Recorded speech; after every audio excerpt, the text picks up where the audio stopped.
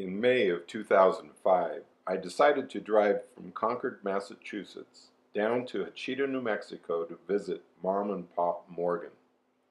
While there, I asked them to describe some of their travels. This video covers their trip to Australia.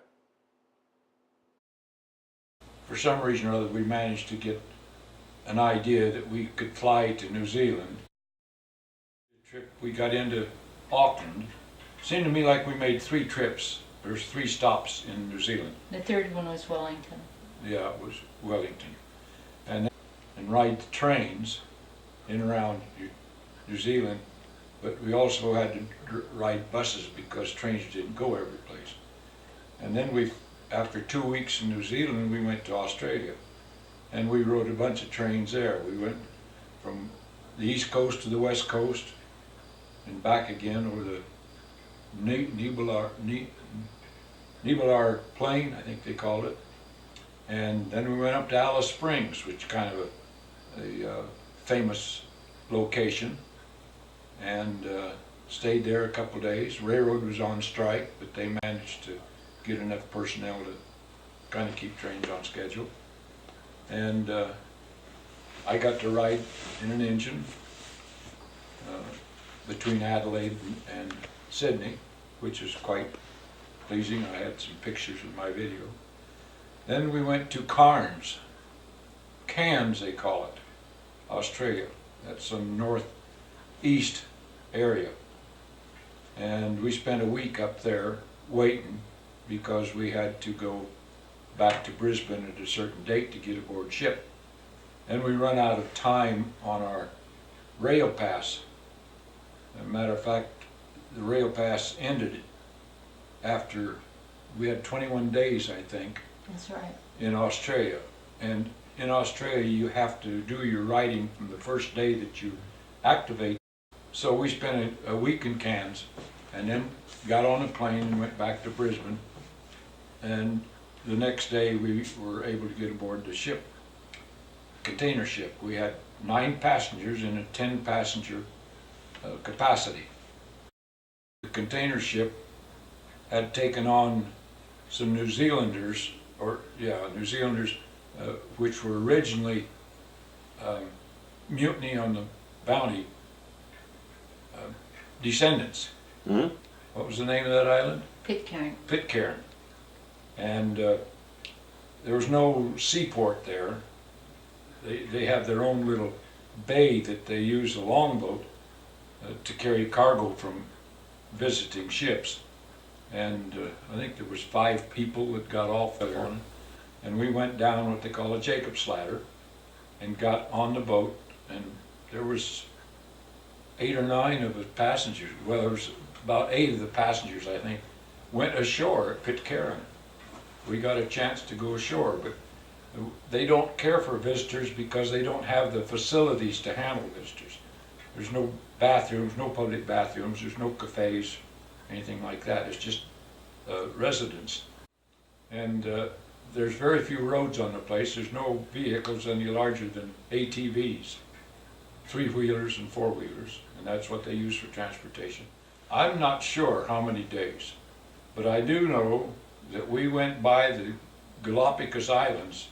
We were only in Pitcairn about an hour and a half, and we had to get back aboard the ship.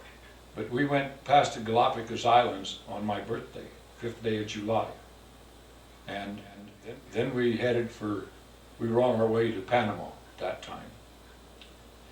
But it was somewhere around the 20th of June, if I remember right.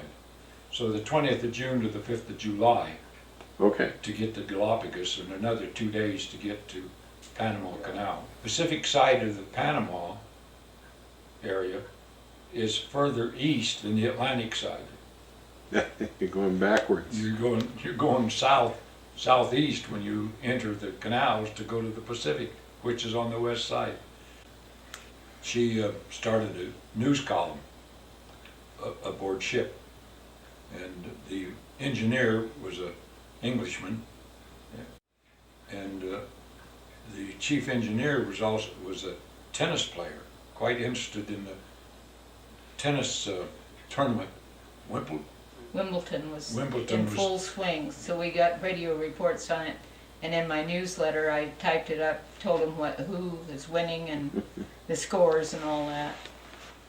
Fort Lauderdale was our first contact, and we saw some very large cruise ships. They looked like the Empire State Building laying down. They nothing but windows on them.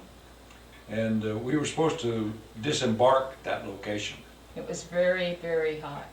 And she called on the phone and was getting ready to make plane reservations.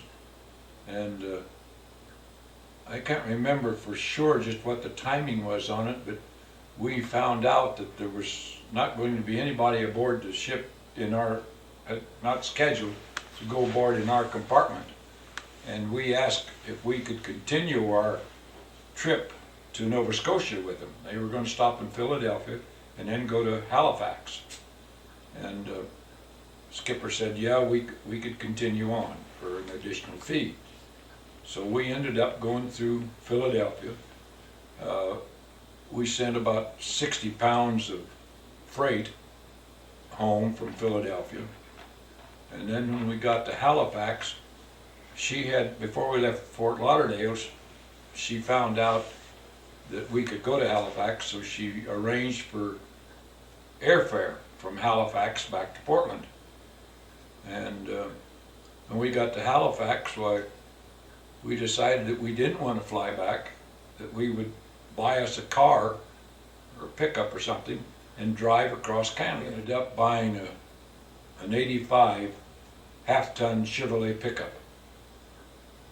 And so then we started gathering camping gear at yard sales, sporting goods stores, garage sales, anything we could find. We got sleeping bags and a stove and all the necessary stuff. We didn't get us a tent, but we did get some awning, and I got a couple 2x4s and made a tent over the pickup so we could sleep in the pickup and have a roof over us. And we cruised across the southern part of Canada. The first stop that we tried, that old gal in there wouldn't let us, or we asked about declaring it, something that they didn't question the ownership of the pickup, as I recall. But anyway, they wouldn't let us through. So we went on to another. It was because of the environmental. Yeah, we went on to another crossing, and there was just very few people there and only one man on duty. And he asked us questions about what we had, where we were from, where we were going. He never asked us a thing about the pickup. He asked us about our gear we had in the back. I says, we've got about $200 worth of camping gear back there. And we were headed home to Oregon. Okay. I had a temporary license made in Nova Scotia, an auto license. And it was sticking in the windshield right there at that fellow's elbow as he was leaning on the door talking to us. So we went on through then and headed for home. And I don't remember how. We didn't come through Seattle that time. No. We must have come through alongside Cooley Dam. Yeah. And we got home when we were. So that is the story of their trip to Australia. There are more details about returning the truck to the United States. Please feel free to contact me if you have any questions.